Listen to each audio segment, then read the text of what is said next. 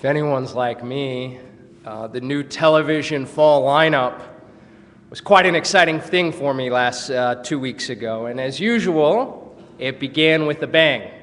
Devotees of certain shows, mine would be The Office, Glee, and How I Met Your Mother, to name a few, were able to see how the cliffhangers from the spring would ultimately play out.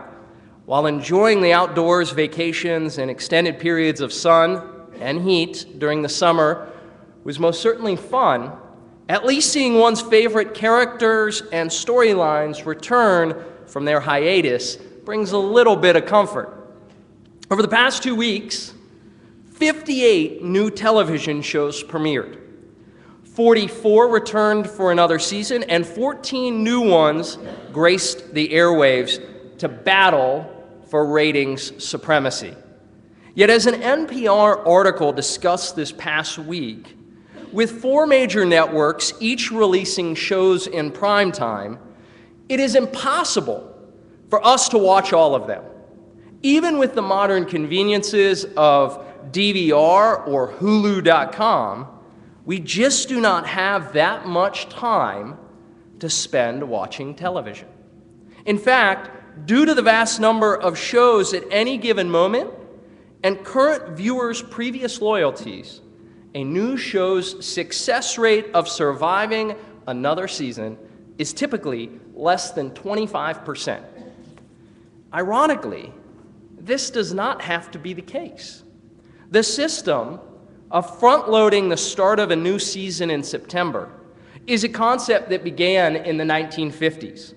Now, even though there are more stations, more competition, and more ways to watch television shows, the advertisers, media moguls, and television stations have predominantly refused to change their strategy of releasing new ones.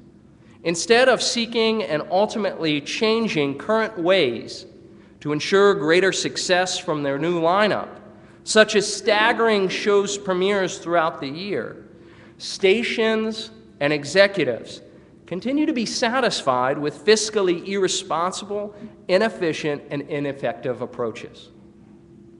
Our Torah portion this week begins and is named Ha'azinu, which means give ear. In our Torah, Moses utters these words to the Israelites to focus their attention on one of his final 2 speeches prior to his passing. Yet in relation to this time of year, Ha'azinu, give ear, has a much greater meaning. Today, as I've stated previously, we mark Shabbat Shuvah, the Shabbat of return which falls between Rosh Hashanah and Yom Kippur. The purpose of this Shabbat, as explained by our rabbis, challenge us to return to ourselves, to give ear to our flaws, our deficiencies, and our prejudgments, so that we can ultimately change for the better and improve our relationship with others and our world. While on paper, this seems like an easy endeavor, the reality is this is difficult to accomplish. See, even though we are aware that no one is perfect, many, including myself, which my wife Amy will confirm, assume that they might be pretty close.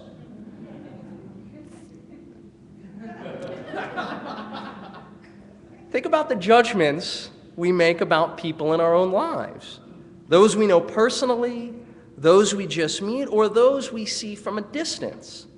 When a friend or a spouse makes a mistake, it is easy to suggest that our way of doing things probably would have been better.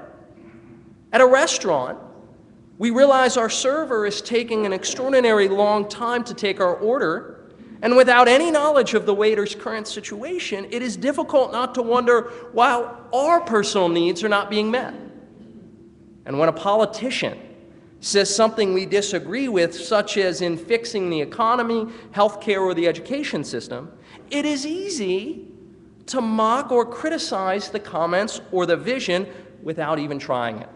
Moreover, if a politician takes action and fails, instead of congratulating the try and spending time to do something better, many are more likely to continue to criticize the attempt and then spend more energy complaining and explaining all the reasons why it failed. Accepting change, even if we know it will greatly benefit us, is not easy. We are creatures of habit. We become comfortable in our ways, and pride, ego, and fear can prevent us from realizing that something better within us exists. Yet Shabbat Shuvah, in preparation for Yom Kippur, is not about changing into something else, something we're not. It's about becoming the person we were always meant to be. We were meant to be compassionate people.